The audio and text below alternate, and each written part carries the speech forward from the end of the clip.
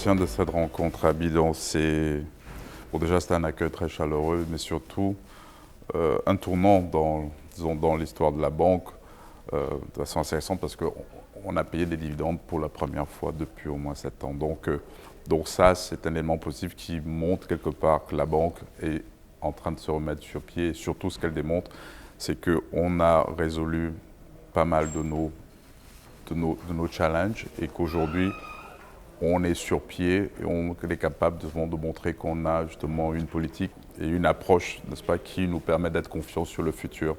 La bonne nouvelle, si je peux dire, c'est le fait que bon, cette année, on a pour une fois justement payé des dividendes et qu'on est très satisfait de tous les ratios que l'on a pu atteindre, que ce soit du point de vue des coûts, du point de vue du risque et que ce point de vue de la capitalisation. Et de ce point de vue, on pense que la banque a effectivement effectué un tournant dans le futur, quoi. Donc aujourd'hui, on pense pouvoir sûrement rentrer dans un rythme où, de manière générale, notre business est un peu plus soutenu et on se renforce dans les domaines où on est bon et on essaie de prendre des parts justement dans les domaines stratégiques aujourd'hui qui tournent autour de l'intégration financière, n'est-ce pas? Et donc en fait, la digitalisation et la banque des détails d'une certaine manière. La banque est assez satisfaite des domaines dans lesquels elle sait faire justement, elle a un savoir-faire certain qui sont dans les prêts justement aux entreprises, la collaboration avec les États, n'est-ce pas, le financement du commerce.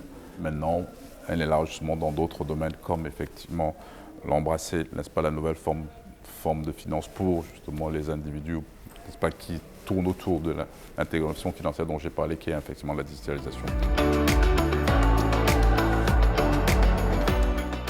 Quand on dit EcoBank, on est installé dans 33 pays, avec au moins 15 devises différentes. Et dans 15 de ces pays, on est l'un des 3 premiers secteurs bancaires, en fait. Donc, de ce point de vue, oui, on revendique un certain panafricanisme parce qu'on a une connaissance, on a une intégration, on a une implantation géographique assez large. Ça va de soi. Bon, ceci étant, elle vient avec ses challenges parce que, comme vous savez, l'intégration économique en Afrique est en devenir.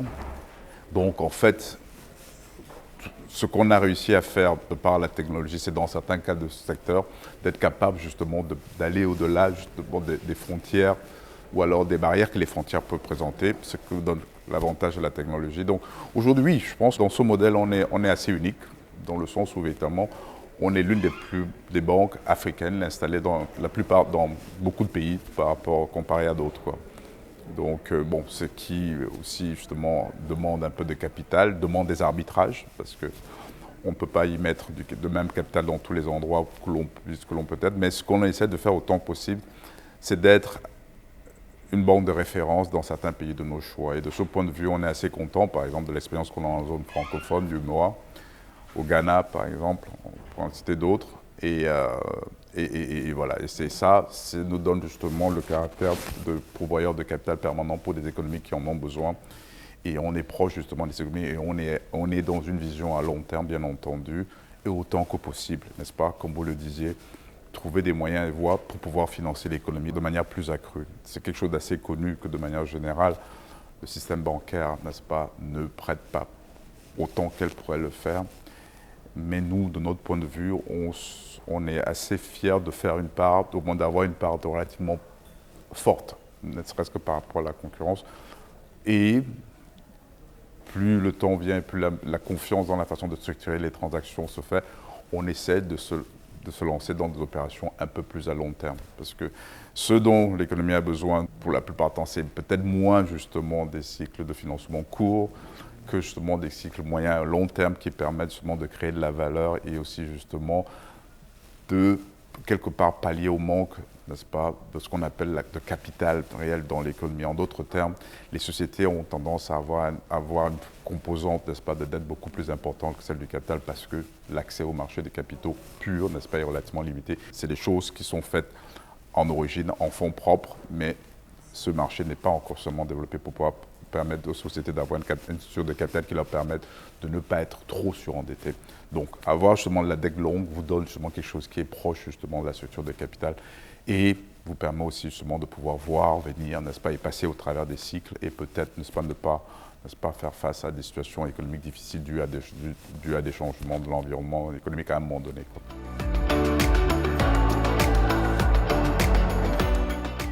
Il est indéniable qu'entre les telcos et les fintechs, il y a véritablement quelque chose de disruptif dans cet environnement. En fait, avec un téléphone, vous pouvez maintenant, n'est-ce pas, faire pas mal d'opérations financières dans ce sens. Donc nous, on y est présent et on continue justement de gagner des parts de marché dans ce domaine. Mais surtout, ce que l'on se targue, c'est de dire d'être un peu pragmatique dans des situations où on peut avoir des joint ventures avec certains d'entre eux, c'est le cas. Mais on a aussi nos systèmes et nos modèles qui permettent justement de pouvoir atteindre ces mêmes clients. Mais la différence que l'on peut avoir avec le secteur financier, lui étant entendu que les telcos, il n'y en a pas beaucoup qui peuvent avoir une licence bancaire, parce que avoir une licence bancaire, il y a des contraintes qui viennent avec des ratios, du capital et des contraintes statutaires qui font qu'effectivement, le coût, n'est-ce pas, de pouvoir faire ce genre de business est un peu plus élevé, tout simplement parce que le coût du capital, il est un peu plus affecté. Ceci étant, il nous donne, de par notre statut, n'est-ce pas, on peut utiliser notre palette de produits pour non seulement attirer ses clients via la digitalisation, mais intégrer justement dans cette relation que l'on avait, que ce soit dans les paiements, d'autres types de produits financiers que nous offrons, n'est-ce pas, et qui peuvent parfois nous permettre déjà d'avoir une rentabilité plus importante, mais aussi justement de pouvoir capturer des clients et les garder tout simplement parce que ce n'est pas juste un moyen, n'est-ce pas, une fonction pour pouvoir accéder à un certain type de service, mais c'est un peu plus que cela. Donc nous, on se fait fort à la fois d'être en compétition avec les fintechs ou les telcos, mais en même temps d'utiliser justement notre surface, notre palette de produits, n'est-ce pas, pour pouvoir justement fidéliser ses clients et un peu générer déjà beaucoup plus de transactions et beaucoup plus de services justement pour ses clients potentiels. Mais c'est sûr que le paysage est en train de changer et ça, tant mieux, parce que ça permet justement de bancariser des gens qui autrement n'avaient pas accès justement aux services financiers, même à des revenus relativement faibles. Et c'est une bonne chose parce que ça permet justement, n'est-ce pas, de générer un peu plus d'activité justement d'un point de vue économique, quoi. Donc effectivement, ça, c'est un endroit où se trouve notre challenge.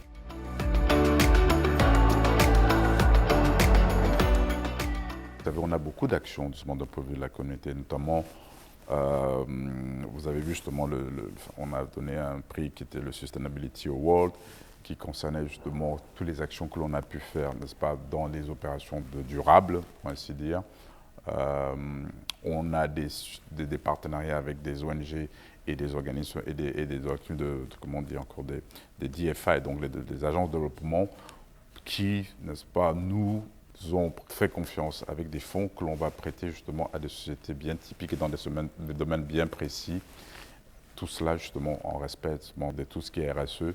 Et même avec les États, on a émis justement ce qu'on appelle un green bond, donc une obligation verte, qui nous permet aussi de pouvoir, n'est-ce pas, participer justement, de pouvoir prêter, de pouvoir justement accompagner certains opérateurs économiques suivant un critère bien défini, le respect justement de l'environnement et de l'aspect justement écologique, ainsi de suite. Donc on est assez présent vis-à-vis des communautés, assez proches même, puisque de par, n'est-ce pas, l'agriculture et tous les autres vecteurs de financement que l'on peut avoir dans les PME. En fait, la perspective, elle se situe en fait autour de deux axes, hein. Faire bien ce qu'on sait faire. Et de ce point de vue, et ça c'est peut-être l'un des avantages de notre panafricanisme aussi, de la diversification de produits, c'est qu'on a un savoir-faire qui est relativement bien établi dans des domaines classiques de la finance, n'est-ce pas, comme je disais, financement du commerce, financement structuré, n'est-ce pas, opération de marché.